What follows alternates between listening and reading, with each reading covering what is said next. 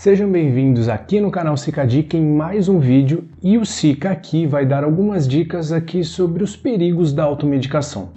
Para quase todas as pessoas com um mínimo de bom senso e de algum conhecimento, já deve imaginar que independente se a droga é ilícita ou lícita, é tudo droga. E não importa se é famosa por combater algum sintoma ruim que você esteja passando, ou se é famosa por trazer algum barato, trazer alguma coisa alucinógena. A maioria de vocês deve já ter a noção de não tomar remédio de maneira totalmente deliberada, sem imaginar que ela pode fazer algum mal. Não. Mas aqui nesse vídeo eu vou dar a real de algumas drogas, ou se preferem medicações, que você nem imaginava e que em quantidades elevadas ou ingestão e uso por um período prolongado ou até mesmo combinado com alguma outra, podem fazer tão mal e até mesmo mais estragos que as famigeradas drogas malfeitoras da sociedade. Nossa!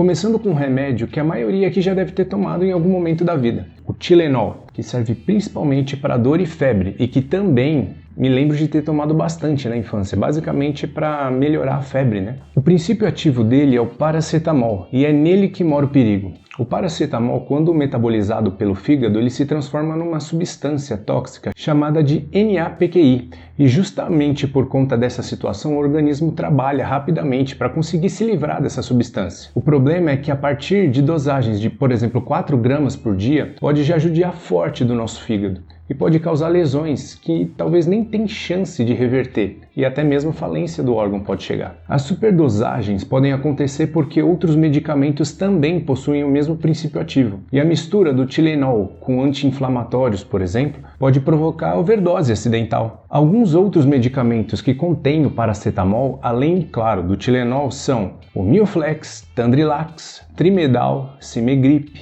Buscopan Plus, Naldecon e o Sonridor.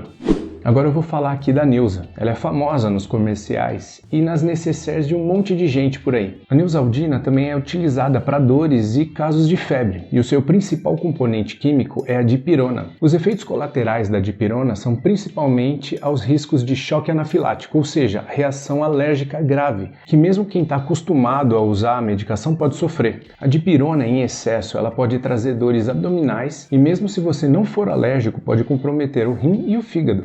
E por conta desses possíveis problemas existem também alguns países que são proibidos, como Estados Unidos, Austrália, por exemplo. Existem alguns estudos que também indicam a diminuição da capacidade do nosso corpo liberar o hormônio de endorfina quando o uso da dipirona é exagerado. Isso porque a endorfina também serve como um hormônio que alivia a nossa dor, além de outras coisas. Um outro ponto é que jamais se deve tomar em conjunto com bebidas alcoólicas, por justamente os efeitos colaterais da dipirona podem ser potencializados com a combinação do álcool. Dosagens de cerca de 3 gramas podem levar até mesmo à morte. Não é brincadeira não. Alguns medicamentos que contêm dipirona além da Neosaldina são Benegrip, Anador, Dorflex, Atroveran, Lisador, esse que inclusive eu consumo mais, porque é um dos que eu sinto fazer mais efeito contra a dor de cabeça quando eu tenho. Mas pra mim, pouco tempo depois que eu tomo, já dá uma leseira violenta, dá um baita bode. E eu fico com a pressão lá no calcanhar. Mas tira a dor de cabeça, Agora eu vou falar de um dos queridinhos de muita gente, o Dorflex, que eu já citei agora há pouco, inclusive por conta de dipirona. Porém, um outro componente também dele pode trazer muitos malefícios quando em doses elevadas. O Dorflex ele é composto de dipirona, citrato de ofenadrina e cafeína, e serve principalmente como relaxante muscular e dores também no corpo. E por fim, a superdosagem da orfenadrina é tóxica e pode também levar à morte. Além do Dorflex, outros medicamentos que também têm a orfenadrina são o Miorelax, o Anaflex e Nevralgex. Outro medicamento bem famoso que eu vou falar agora é a aspirina, que é utilizada em dores e também em estágios leves de febre. O componente principal da aspirina é o ácido acetil salicílico.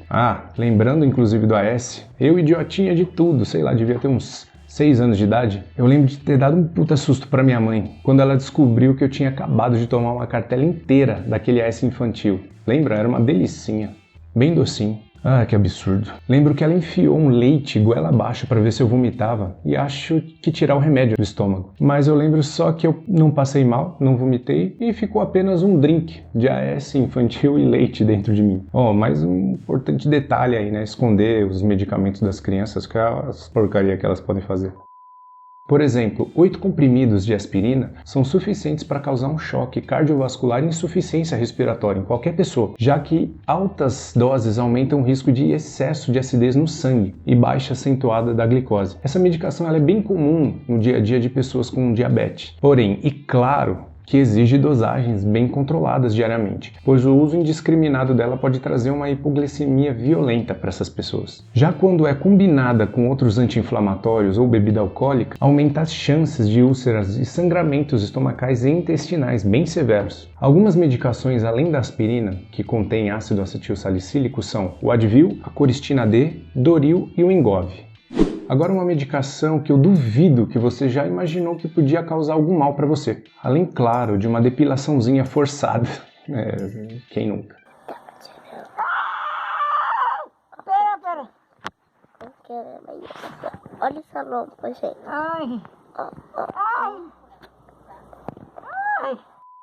Afinal, ou você ou alguém que você já conhece já deve ter colado aqueles adesivos em alguma parte do corpo que está com bastante dor. O salompas, que é aquele adesivo, ele é colado, por exemplo, nas costas e os componentes químicos que tem nele são absorvidos pela pele e ajudar nas dores musculares. Porém, há um porém. Há um risco, bem raro, mas existe, que é se caso o paciente ser alérgico ao princípio ativo, pode também ter sangramento gastrointestinal e problemas nos rins e fígado.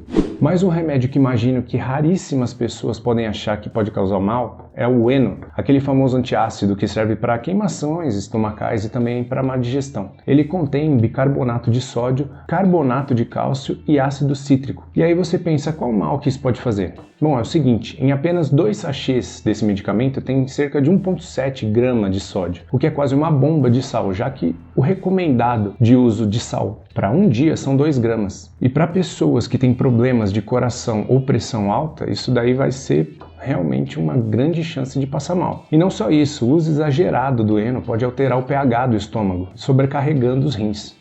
Um remédio imensamente utilizado é o omeprazol. Esse aí eu já usei bastante, viu? Isso porque ele serve para dores no estômago que são provocados por lesões na mucosa. O grande problema do omeprazol é a utilização por longos períodos em altas dosagens. Isso porque ele age para a diminuição do suco gástrico. E nesse uso exagerado pode causar um efeito rebote, fazendo aumentar a produção de gastrina, que é justamente o contrário do que ele deve fazer. Um outro problema que ele pode causar com o uso frequente e sem acompanhamento médico é aumentar o risco de dificultar o organismo de absorver nutrientes como vitamina B12, sendo inclusive conectado com futuros problemas de demência por conta dessa deficiência que o organismo acaba tendo em capturar alguns nutrientes. Agora mais um, bem famosinho. O Neosoro. Bem provável que você já viu um amigo, ou até mesmo você, que não conseguia andar sem ter um frasquinho desse no bolso. A composição principal dele é o cloridrato de nafazolina e serve para dar aquela aliviada no nariz entupido. Os rinitentos sofrem bastante com isso. Eu era um zumbi total da rinite. E só depois de velho que eu fui achar um remédio realmente que resolveu o meu problema. Mas com certeza não foi o Neosoro. Isso porque eu sempre soube que ele podia causar uma certa dependência psicológica, além de um aumento na pressão sanguínea e possíveis problemas no coração. Ufa! Esses foram apenas alguns dos medicamentos comuns que têm bastante efeito negativo quando em uso discriminado. Espero que tenha sido interessante. E faz um favorzão também para eu.